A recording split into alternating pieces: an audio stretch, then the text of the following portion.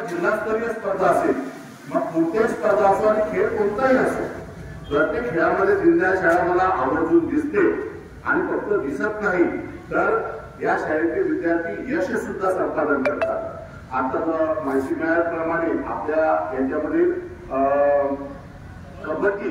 कबड्डीच्या याच्यामध्ये मुलांची आणि मुलींची दोन्ही टीम ही आपल्या तालुकास्तरीय याच्यामध्ये विजयी झाली आणि जिल्हास्तरीय याच्यामध्ये निवड झालेली आहे।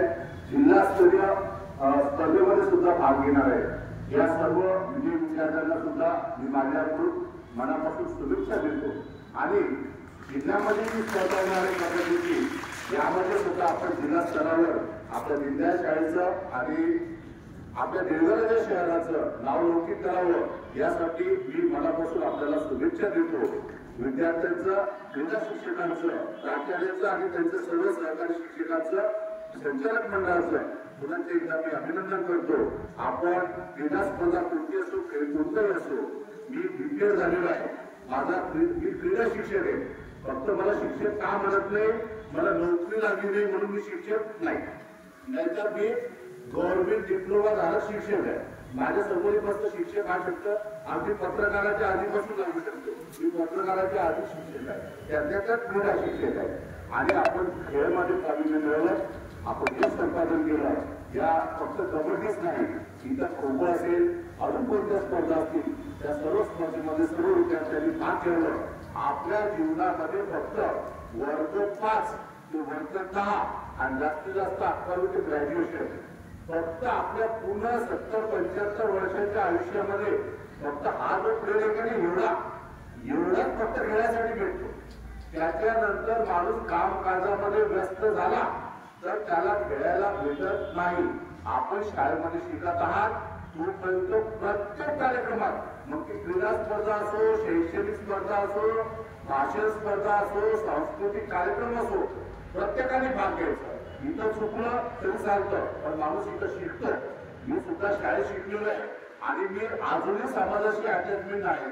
मी इतके वर्ष झाले शाळा सोडून, माझ्या सोबतचे विद्यार्थी डॉक्टर झाले असं, इंजिनियर झाले सर, माझे शब्द वाईट वाटतात पण हे जे डॉक्टर होतात, इंजिनियर होतात आणि पालक एवढी मरमर करून त्यांना शिकवतात, यांचा समाजामध्ये उपयोग होत नाही। हा माझा पत्रकारितेतला अनुभव आहे। आपल्या शाळेचा विद्यार्थी डॉक्टर झाला, इंजिनियर झाला आणि बाहेरगावी गेला तर तो एखाद्या सुरुवातीला आपल्या शाळेचे शिक्षक बोलतात, सरकार विद्यार्थी घेतो, हातपुढे घेतो, निघून जातो।